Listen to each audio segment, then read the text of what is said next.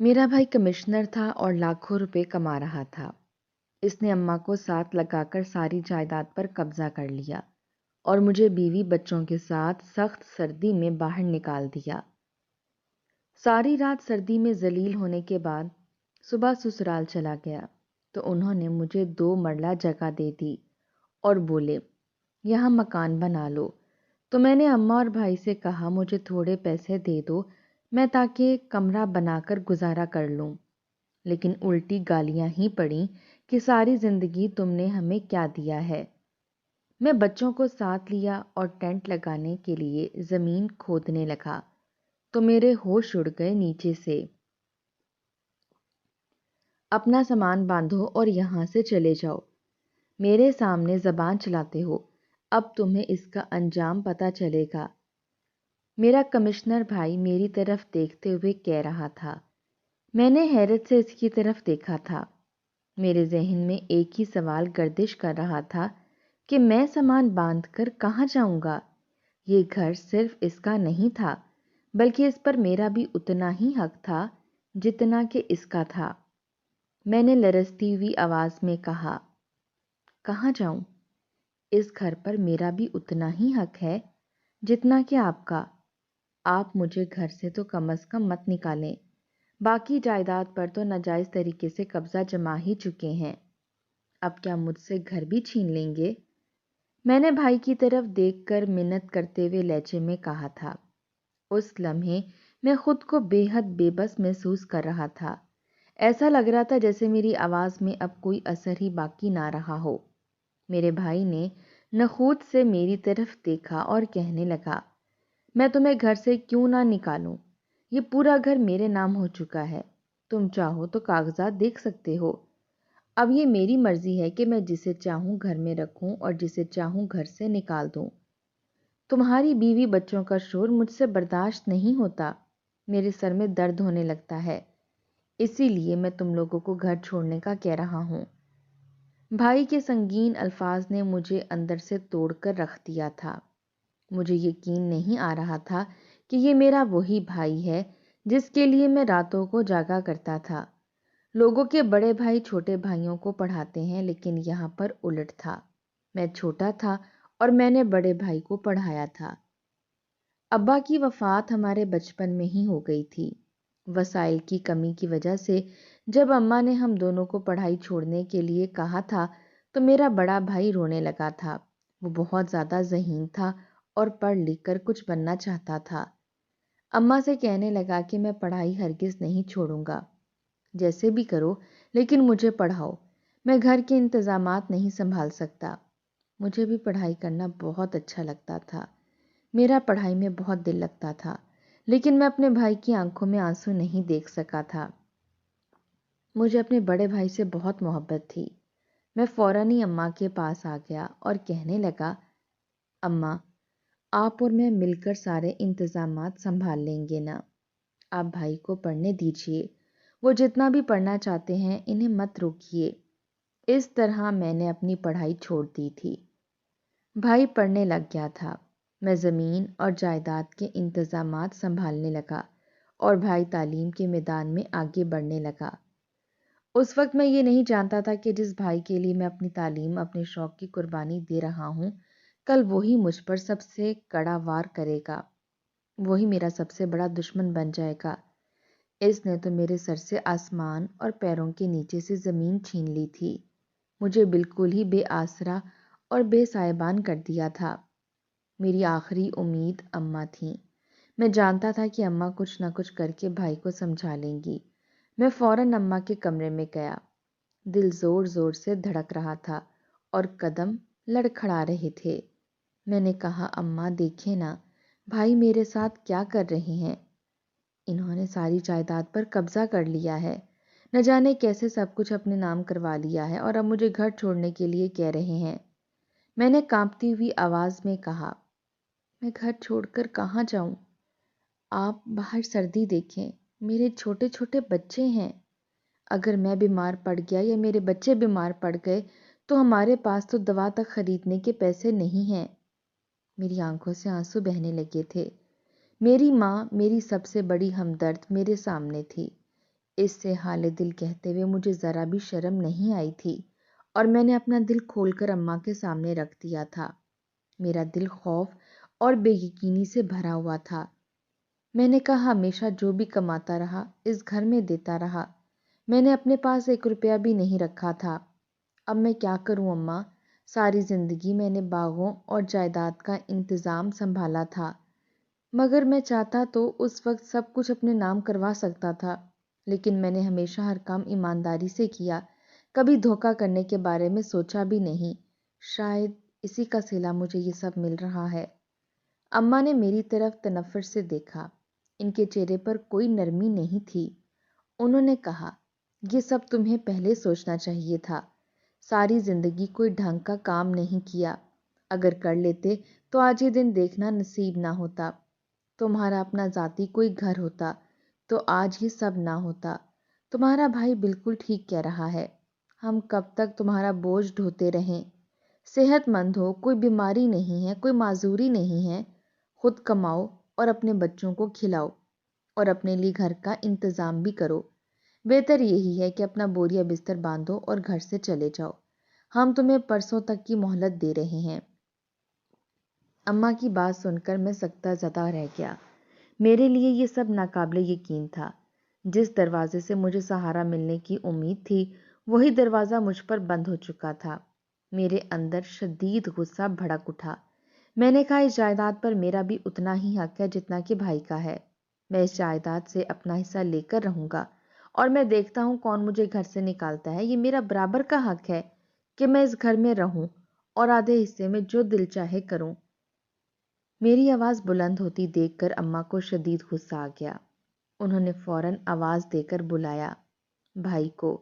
کہنے لگیں، میں تو اسے پرسوں تک کی مہلت دے رہی تھی، لیکن اب اسے ابھی کے ابھی گھر سے نکال دو۔ میرے سامنے زبان چلاتا ہے، اسے پتہ چلنا چاہیے میرے سامنے زبان چلانے کا انجام کیا ہوتا ہے۔ اماں کی بات سن کر میں ہکا بکا رہ گیا۔ یہاں سے انصاف ملنے کی امید تھی، مگر اماں نے تو مجھے مکمل طور پر مایوس کر دیا تھا۔ میرا بھائی فوراً کمرے میں آ گیا۔ اس کے چہرے پر سختی اور غرور صاف نظر آ رہا تھا۔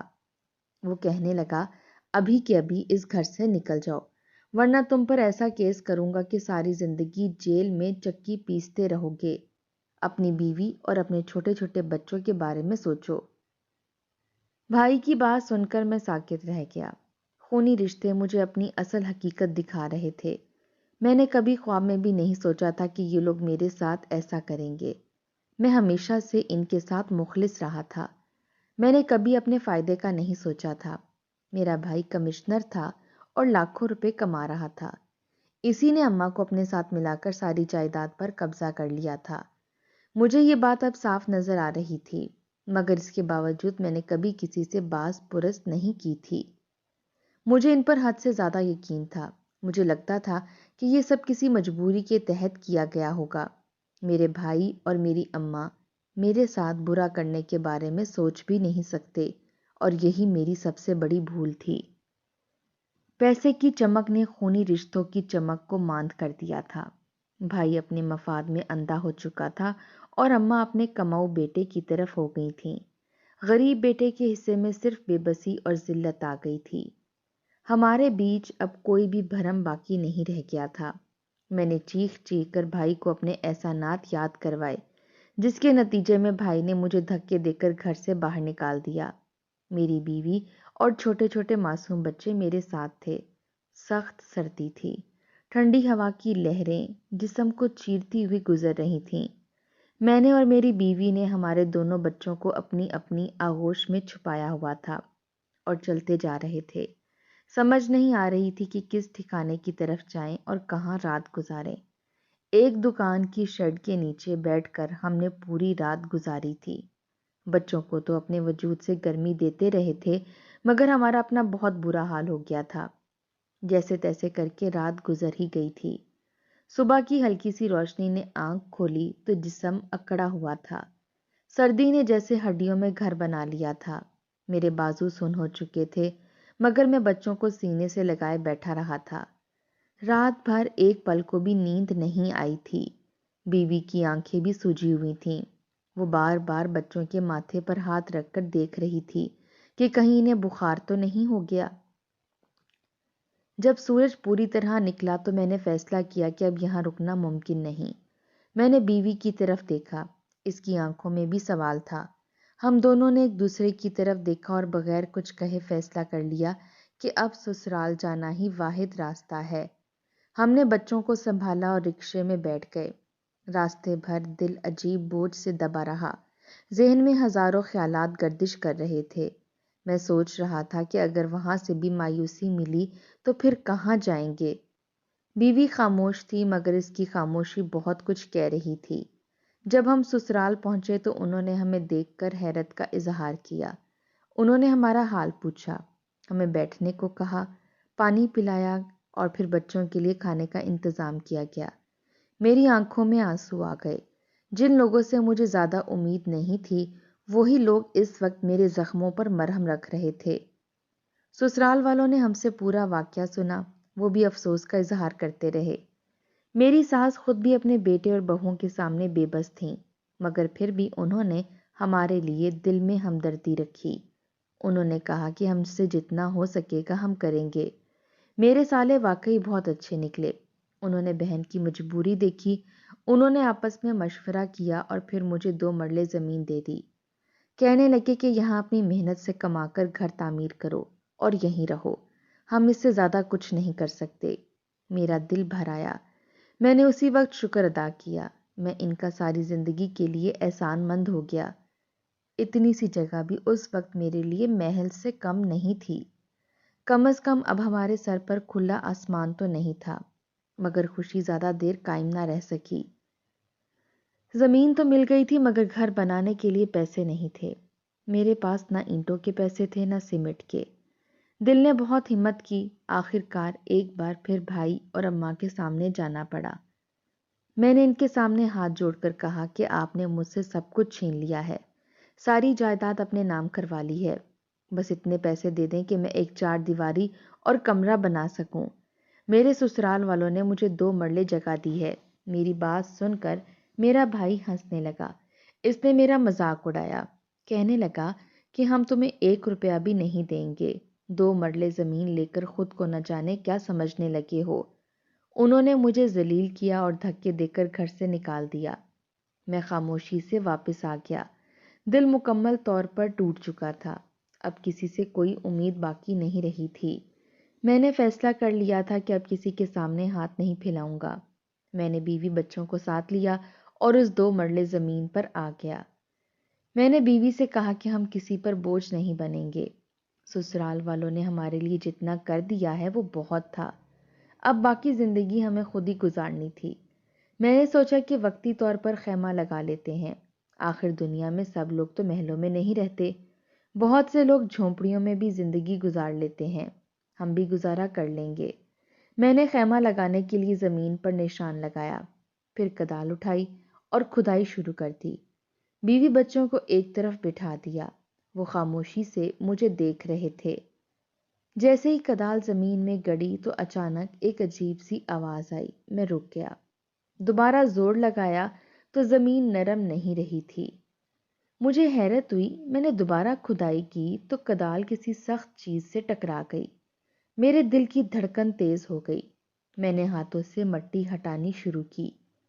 پسینہ ماتھے سے بہنے لگا، جیسے جیسے مٹی ہٹتی جا رہی تھی میرا دل بیٹھتا جا رہا تھا۔ میری آنکھیں حیرت سے پھیل گئی تھیں، میرے ہوش اڑ گئے کیونکہ زمین کے نیچے سے کچھ ایسا نکل آیا تھا جس کی مجھے بالکل بھی توقع نہیں تھی۔ جیسے ہی میں نے ہاتھوں سے مٹی ہٹائی تو نیچے سے ایک پرانی سی مٹی کی ہانڈی نمودار ہوئی۔ ہانڈی دیکھتے ہی میرے ہاتھ رک گئے اور دل زور زور سے دھڑکنے لگا۔ میں نے آہستہ سے اسے باہر نکالا تو اس کا منہ مٹی سے بند تھا۔ بیوی بھی قریب آ گئی، ہم دونوں نے ایک دوسرے کی طرف دیکھا، پھر میں نے ہانڈی کا منہ کھولا تو میری آنکھیں حیرت سے پھیل گئیں۔ اس کے اندر طرح طرح کے زیورات تھے، سونے کی چینیں، کنگن، بالیاں اور کچھ پرانے سکے بھی رکھے ہوئے تھے۔ میں چند لمحوں تک ساکت رہ گیا، مجھے یقین نہیں آ رہا تھا کہ ہمارے لیے یہ سب کہاں سے آ گیا۔ بیوی نے فوراً بچوں کو قریب بلایا اور ہانڈی کو کپڑے میں لپیٹ کر ایک طرف چھپا دیا۔ ہمیں ڈر تھا کہ کہیں کسی کی نظر نہ پڑ جائے۔ اس رات ہم دونوں سو نہیں سکے۔ دل میں بار بار یہی خیال آتا رہا کہ یہ سب واقعی ہمارے لیے ہے یا کوئی آزمائش ہے۔ اگلے دن ہم نے فیصلہ کیا کہ فی الحال ایک ہی زیور بیچیں گے تاکہ ضرورت پوری ہو جائے۔ ہم ایک سونے کی چین لے کر سونار کے پاس گئے۔ سونار نے چین کو غور سے دیکھا اور کہا کہ یہ کافی پرانی معلوم ہوتی ہے۔ میں نے دل مضبوطی کر کے کہا کہ یہ میری والدہ کی چین ہے اور مجبوری کے تحت بیچنی پڑ رہی ہے۔ سونار نے چین کا وزن کیا اور اچھی خاصی قیمت لگائی۔ جب اس نے پیسے ہمارے ہاتھ میں رکھے تو میری آنکھوں میں آنسو آ گئے۔ بیوی نے بھی شکر ادا کیا۔ ہمیں ایسا لگا جیسے اندھیرے کے بعد اچانک روشنی مل گئی ہو۔ ہم نے ان پیسوں سے پہلے بچوں کے لیے اچھا کھانا خریدا۔ کئی دنوں بعد بچوں کے چہروں پر مسکراہٹ آئی۔ پھر ہم نے جلد ہی کرائے کے ایک چھوٹے سے گھر کا بندوبست کر لیا۔ وہ گھر بہت سادہ تھا مگر ہمارے لیے کسی محل سے کم نہیں تھا، کیونکہ اب ہم کھلے آسمان کے نیچے نہیں تھے۔ اس کے بعد ہماری زندگی نے آہستہ آہستہ نیا رخ لینا شروع کر دیا۔ ہم نے باقی زیورات کو بھی احتیاط سے مختلف سوناروں کے پاس لے جا کر بیچنا شروع کیا۔ ہر بار دل میں ڈر ہوتا تھا مگر اللہ نے ہمیں عزت کے ساتھ رزق دیا۔ میں اور میری بیوی ہر فیصلے میں ایک دوسرے کا ساتھ دیتے رہے۔ انہی پیسوں سے میں نے اس 2 مرلے زمین کے ساتھ والی 4 مرلے زمین بھی خرید لی۔ وہ زمین بھی دراصل میرے سالے کی ہی تھی، مگر اب جب میرے پاس پیسے تھے تو میں کسی کا حق مارنا نہیں چاہتا تھا۔ میں جانتا تھا کہ ناحق لیا گیا مال کبھی سکون نہیں دیتا۔ پھر مرحلہ وار ہم نے اسی جگہ ایک اچھا سا مکان تعمیر کیا۔ اینٹ جوڑتے وقت مجھے اپنی گزری ہوئی ذلت یاد آتی رہی، مگر اب وہ یادیں مجھے کمزور نہیں بلکہ مضبوط بنا رہی تھیں۔ مکان کے ساتھ ہی میں نے ایک چھوٹی سی دکان کھول لی۔ شروع میں کاروبار بہت سادہ تھا مگر میں نے دیانتداری کو کبھی نہیں چھوڑا۔ لوگ آہستہ آہستہ مجھ پر اعتماد کرنے لگے۔ میرا کاروبار چل نکلا اور بچوں کی روٹی روزی کا انتظام ہو گیا۔ میں روز اللہ کا شکر ادا کرتا کہ جس نے ہمیں مٹی میں سے اٹھا کر دوبارہ کھڑا کر دیا۔ میں اکثر سوچتا تھا کہ میں نے زندگی میں کسی کا حق نہیں مارا، کسی کے ساتھ دھوکہ نہیں کیا۔ شاید اسی کا صلہ مجھے مل رہا تھا۔ میں نے صرف کہانیوں میں پڑھا تھا کہ جو دوسروں کے ساتھ اچھا کرتا ہے اللہ اس کی مدد غیب سے کرتا ہے، مگر آج میں اپنی آنکھوں سے یہ سب دیکھ رہا تھا۔ میرا ایمان پہلے سے کئی زیادہ مضبوط ہو چکا تھا۔ مجھے یقین ہو گیا تھا کہ اللہ کسی کا حق ضائع نہیں کرتا، بس صبر کا وقت لمبا ہو جاتا ہے۔ کبھی کبھی بھائی اور اماں کی بے رخی یاد آتی تو دل دکھ سے بھر جاتا۔ میں سوچتا تھا کہ کاش وہ ذرا سا بھی انصاف کر لیتے تو آج یہ فاصلے نہ ہوتے، مگر پھر میں خود کو سمجھا لیتا کہ شاید یہی میرے لیے بہتر تھا۔ اگر میں اسی گھر میں رہ جاتا تو کبھی اپنی پہچان نہ بنا پاتا۔ ایک دن خبر ملی کہ میرا کمشنر بھائی رشوت لینے کے جرم میں گرفتار ہو گیا ہے۔ اس کی نوکری چلی گئی ہے اور اس کی ساری جائیدادیں بھی ضبط کر لی گئی ہیں۔ یہ سن کر میں خاموش ہو گیا۔ میرے دل میں خوشی نہیں تھی بلکہ ایک عجیب سا افسوس تھا۔ میں نے سر جھکا کر سوچا کہ اس نے ابا کی جائیداد کو بھی اپنے لالچ میں آ کر گوا دیا تھا۔ شاید یہی اس کے لالچ کی سزا تھی۔ میں نے دل ہی دل میں اس کے لیے دعا کی کہ اللہ اسے ہدایت دے۔ اس دن مجھے ایک بار پھر یہ بات سمجھ آ گئی کہ ناحق دولت انسان کو عروج نہیں بلکہ انجام تک پہنچاتی ہے۔ میں نے اپنے بچوں کو دیکھا جو اب سکون سے سو رہے تھے۔ میری بیوی میرے ساتھ کھڑی تھی جس نے ہر مشکل میں میرا ساتھ دیا تھا۔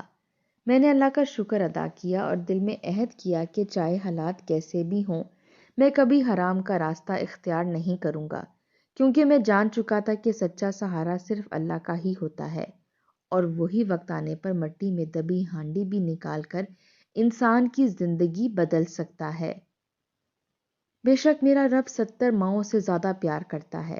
وہ انسان کو وہاں سے نواز دیتا ہے جہاں سے اسے امید بھی نہیں ہوتی۔ یہ کہانی ہمیں سبق سکھاتی ہے کہ انسان کے لیے سب سے بڑی دولت لالچ یا طاقت نہیں بلکہ ایمانداری، صبر اور اچھا کردار ہوتا ہے۔ جو لوگ اپنے قریبی رشتوں کے حقوق پامال کر کے مال اور عہدہ حاصل کرتے ہیں وہ وقتی طور پر کامیاب نظر آتے ہیں، مگر انجام ذلت اور نقصان ہی ان کا مقدر بنتا ہے۔ اس کے برعکس جو شخص مشکل ترین حالات میں بھی سچائی، دیانت اور دوسروں کے حقوق کا خیال رکھتا ہے، اللہ اس کے لیے وہاں سے مدد بھیج دیتا ہے جہاں سے اسے گمان بھی نہیں ہوتا۔ یہ کہانی یہ بھی سبق دیتی ہے کہ کسی کا حق کھانا وقتی فائدہ تو دے سکتا ہے مگر سکون کبھی نہیں دیتا، جبکہ حلال رزق اور صبر آخر کار عزت، سکون اور کامیابی کا سبب بنتے ہیں۔